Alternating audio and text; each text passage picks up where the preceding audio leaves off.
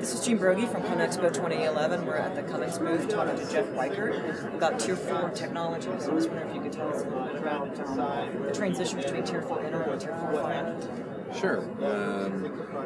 What we tried to do in Tier 4 interim was set up Tier 4 final. So as our customers engineered our products in for Tier 4 interim, the transition to Tier 4 final was designed to be easier. So the fundamental technologies we use on the engine, from high pressure common rail, electronic fuel systems, or air intake systems, VG turbochargers, are all the same that were on interim going into final. As we went into final, the biggest change in technology is really the addition of our SCR, selective catalytic reduction after treatment system.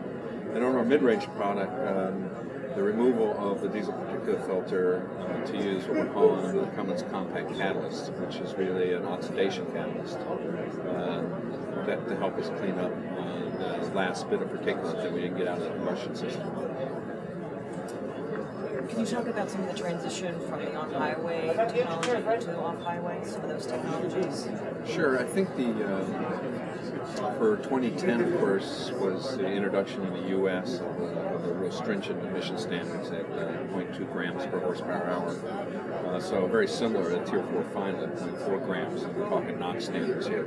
So for the on-highway, we have developed the SCR catalyst, which we actually introduced back in 2004 or 5 on Euro 4 product as a vanadium-based system. Developed iron zeolite, and then finally developed copper zeolite. We never went in production with the iron zeolite catalyst, but the transition on highway through the different catalyst chemistries led us to the copper zeolite. Big benefit with copper zeolite in the fact that it has much improved NOx conversion efficiency, broader temperature range upon which it operates, and we can get it to light off at a cooler temperature, so it gets going a little bit faster. All that's transitioning into our Tier 4 final product, that we're using that catalyst and chemistry in Tier 4 final to drive the high NOx efficiency, NOx conversion efficiency.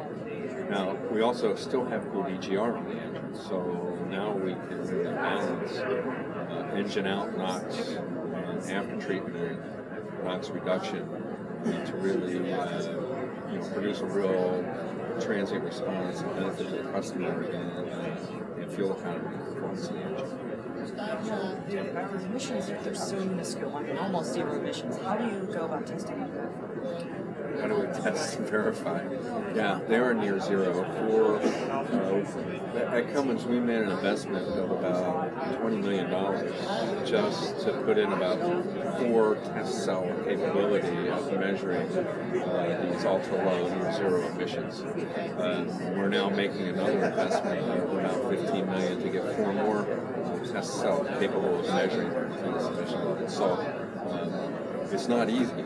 It's quite expensive, and it's a huge lab just to take the exhaust gas and do all the analysis and measure the emissions that are coming out. All right, so we have NOx sensors in the exhaust of the engine now that actually measures the nitric oxides in the exhaust stream, and goes right back to our electronic control module, and we actually close loop control now on that measurement. So we're actually measuring it in the engine now.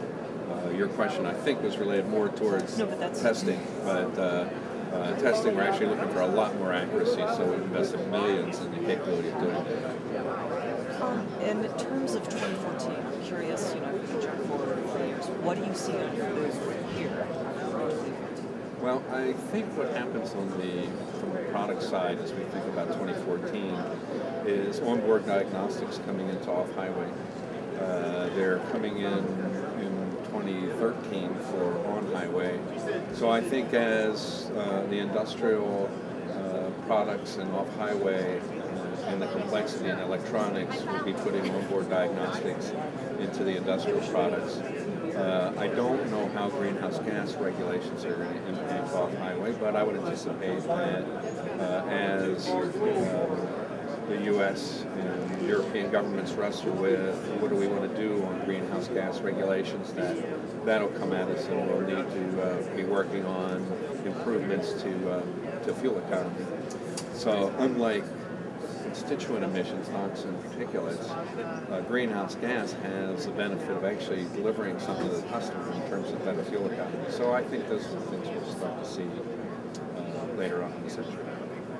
So thank you for your time. This is Jean Brogy from ConExpo 2011.